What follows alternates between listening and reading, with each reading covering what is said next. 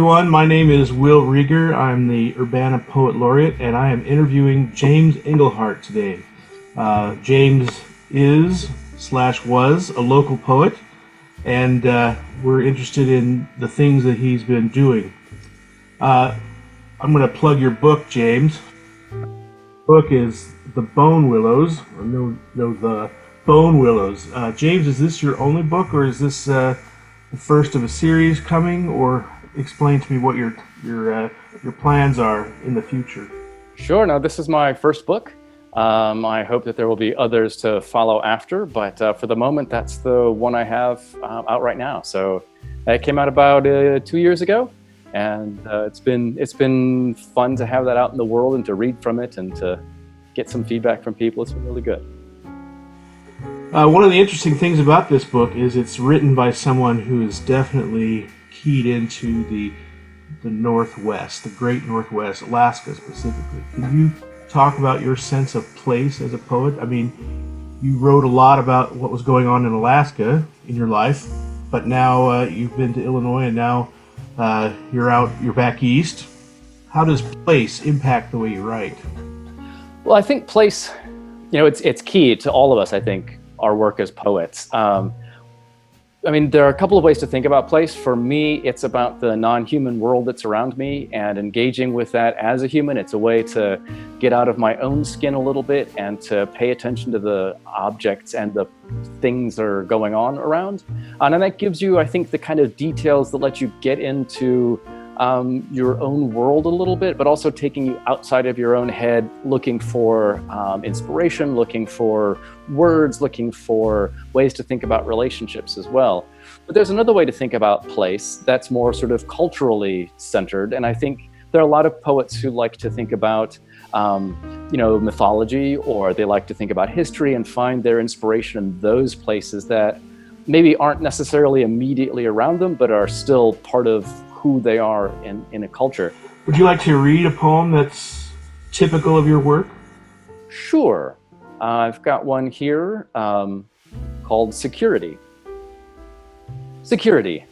Beside a narrow parking lot between the post office and the failing mall, a mallard duck has set her clutch in grass and scattered gravel. A safe choice. Tucked against a chain link fence, she's almost invisible. But I worry for the ducklings who will struggle to the slow creek. How does this mother duck weigh risks? Coyotes, cars, raccoons, bored kids. I want to tell her that I don't feel safe. I have no nest to guard, and routine binds me with wire. My arrival startles her into flight, and I kneel to take a few photos to prove to myself and my friends that she was there. I saw her, and that we don't know what waits for us, even when we think the day will be as safe as the one before. Soon she returns, a small brown body set against the world. That's nice. Talk to us about how that was written. How did it come about? What were the first words or ideas that came to you, and how did you work that into a poem? Sure. I think the thing that really caught my attention, this is set in Urbana, so it's right there in downtown. And I think the thing that caught my attention was, I pulled in, there's this little duck that was hiding there. She took off, and there were like a dozen eggs in this nest. And I thought, wow. At first I thought she was just sort of hiding, just sort of hanging out as one does. They're outside the media center. But there was a nest. There were going to be ducklings. And I thought, well, it just struck me. I have my own little nest. I'm settled in the middle of a town. So there were these strange commonalities that I wanted to explore. And I wrote a couple versions of this. It mostly settled down. I think the first draft had about 16 lines, which is close enough to a sonnet to tighten it up. Well, so one of the things that I also was thinking about was how these ducklings were going to get from there down to the creek, right? That's about, I don't know, a mile from there, and thought, well, this is a strange place to set a nest. So thinking about those kinds of things, and that nesting sort of became clear. I would consider you to be something of a nature poet. And so do you get out into the world? Do you experience nature? Do you take off on hikes or go camping, or how does that feed into your production of poetry? Yeah, there are sort of three levels of answer to that. I will absolutely cop to being the nature poet. Yes, that is where I look for inspiration for, as I was saying, language, for narrative, for a lot of different things to feed my poetic and just personal soul. I like to go out on long hikes, and some of my favorite hikes have been not on paths at all, just wandering around in the trees. So there's absolutely that, and that's something that's part of what feeds me. I'm also very interested in the nature that's around me. You know, on these walks to and from the U of I campus, there's a lot of nature. There's trees, there's small animal, there are, you know, the hidden hints of larger animals, of foxes and coyotes and the sort of medium range raccoons and all of these lovely things, and the bird life that's all there, and then the ways that the flowers are coming out, the trees are budding out. My walk during the springtime would always take longer because I would stop and eat mulberries. There's that kind of space that even in these sort of more suburban or small town settings, nature is there. And the third level of where I find interesting in nature is to think about the human experience. I think of us as evolved animals. We are here on this planet and got here the same way that all the other animals did. But we do a very strange thing. We're talking over Zoom, and that's apparently something that this animal makes, right? And if I go to Chicago, I'm walking in the Loop, and I'm looking at all of these buildings, and it's easy to say, well, this is non-human nature, which is true. You know, it feels very artificial. At the same time, that's clearly what this animal builds, right? If you leave humans to their own devices, which we've done, this is what happens. And so I'm interested in humans as animals in that kind of way too, and thinking about those human interactions, thinking about even parenthood, relationships, and other ways to engage that without judgment, and just think about it just as the human animal in the world doing its thing. So I think about nature, I hope, in at least these three levels, and try to keep that going as it feeds the poems. What is atypical of your writing? Do you have a poem perhaps that doesn't reveal you as a stylist, that's different from what you normally write? Yeah, so I've got one that's a little more lyrical, that I think touches on this kind of stuff a little bit more, called Settling Dust. And before I read it, there's a homophone in here, HOAR, horror, that works on the page. You can really see, but it's a little bit harder when read aloud. So I like to, let an audience know that that's not what you think it is when you hear it. So I only know grasping, my hold on handles, car keys dropped below safety, 40 below rounded with a little snow. The keys a quick frost, the shock, hot, a burn on a warm palm. Green static aurora, sinuous as a slalom dragon offering fortune, long sight. There's a path, I'm told, and I try to learn to let go. The keys jangle, angles feathering the teeth and millings, the door on its handle, a lesson the whore of my heart will not learn, though I stand so close to emptiness.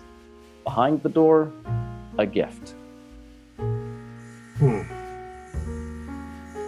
That is a little different from what I know of your poems. Now, in our community here, as you well know, there are a number of younger or beginning poets, despite their age, who are seeking to put their work into a book form. Can you describe the process they should follow to get a book out?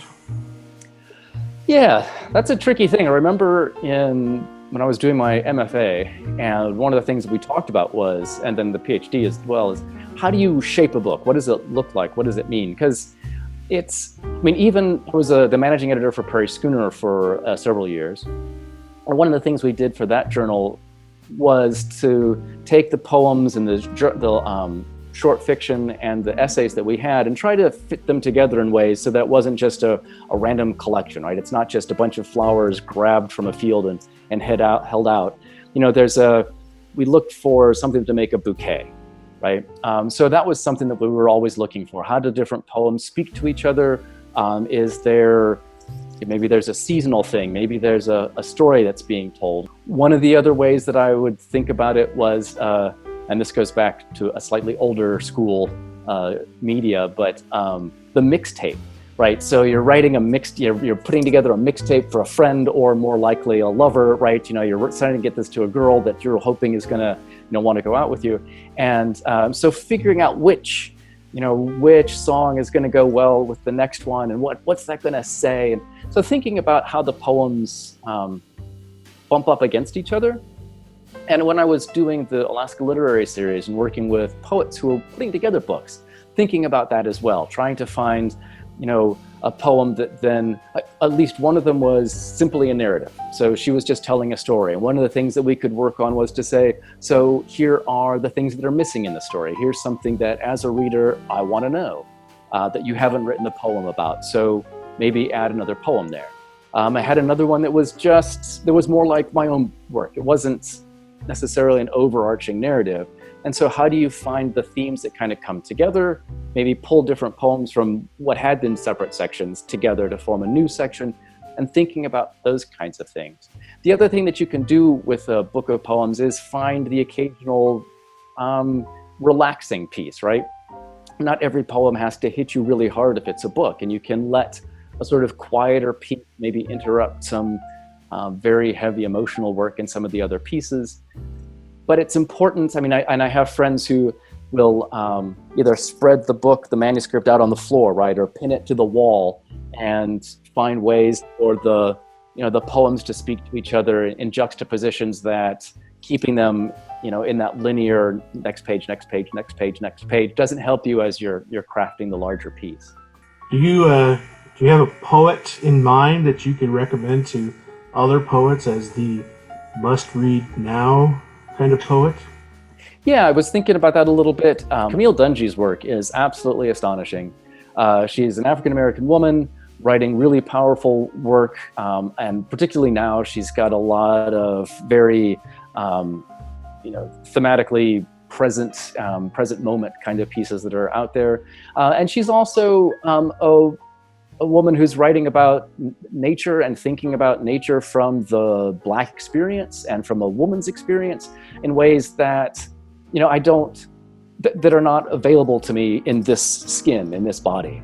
And that's important.